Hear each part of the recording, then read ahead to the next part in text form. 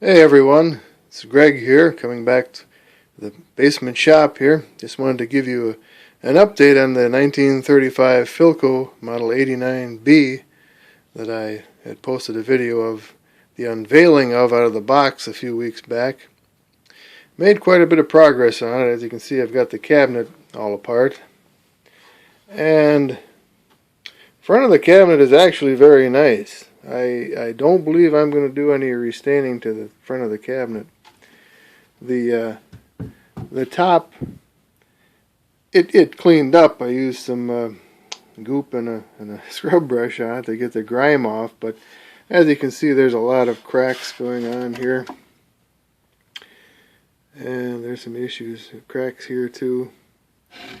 And on the other side, there's a spot of some bad water damage here.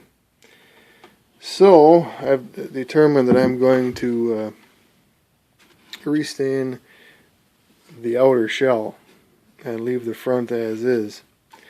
There was some veneer separation here that I clamped and glued back together. That turned out pretty good.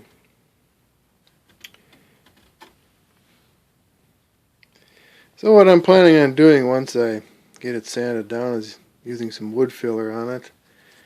And I'm thinking, because it's a pretty dark color, I'm going to go with this Mohawk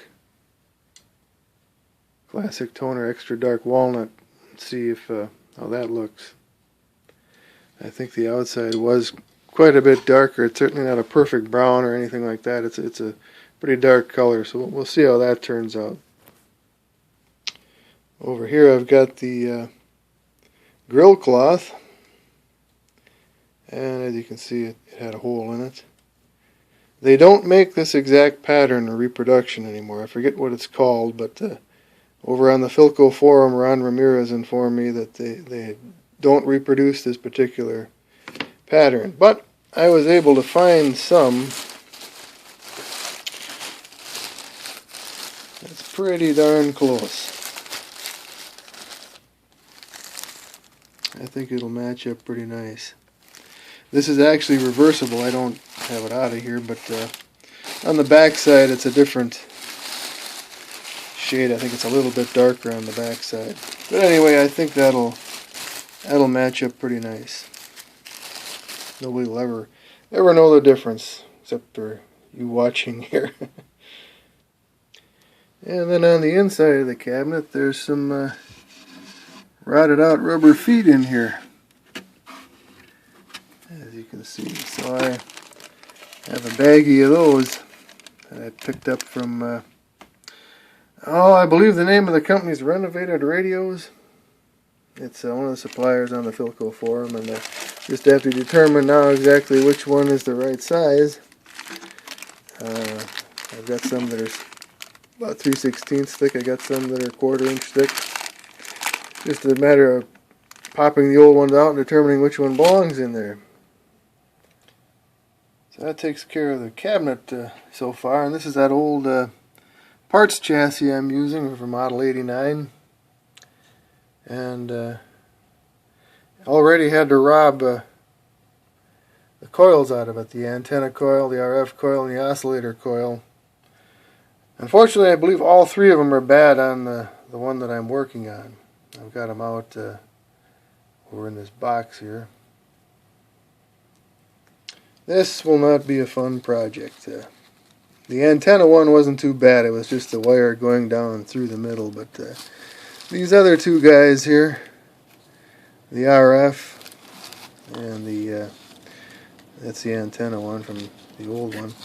But the RF one and the oscillator one are more than likely going to have to be rewound, and the oscillator one is the least fun of the two because it has two windings, one way down inside and the outer winding. So that's going to keep the radio restoration at a standstill for a while. I've got some 38 gauge wire coming, and I've got some 32 gauge wire. I believe they use two different gauges.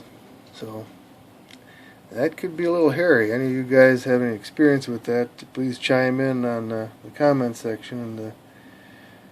And any helpful hints or tips you can give me, I'd be more than happy to hear them. So here's how the chassis looks so far. Got it cleaned up pretty nice, I think. I have to admit that our friend John Kopp, Joe Earn 1, I believe is how you pronounce it, Joenone, he made me a firm believer of the benefits of navel jelly. I had never heard of this stuff until I started watching his videos, and I have to admit I was more than a little skeptical when I seen him taking a Q-tip and putting it on the chassis. I thought, boy, I bet you're going to have to leave that on there several days and several different treatments, and you'll still have to rub like crazy to get any shine off of it. Well, I got this bottle here. It's a 16-ounce bottle. It was only $4. That was a pretty good deal. So I took a chance. I put it on the chassis. I started with the back side of it and left it on for about 10 minutes and used a damp cloth and wiped it off. And I was amazed at how it brought back a shine. It even got in the I don't know if you can see it here. It even got in here where it's stamped antenna and ground. It even cleaned those out totally. I was very impressed. One thing to keep in mind with this stuff, if you're wiping on it, be sure to wear rubber gloves though, because this has a phosphoric acid in it, and not a good idea to get that on your hands. But it even did a great job on the speaker itself. It's really amazing stuff. I've got, not that you think it's missing, I've got one of the tube shields off here. This number 36 tube is connected to the RF coil here, and that was open. I wasn't getting anything off of it, so that's why that's off. And I actually had some, these aren't plated, these tube shields, that's actually some chrome paint that I had, and it really adds a lot to the chassis. Those things are actually just tin. They're like an old soup can, and they had some kind of a plating on. Originally they were somewhat shiny.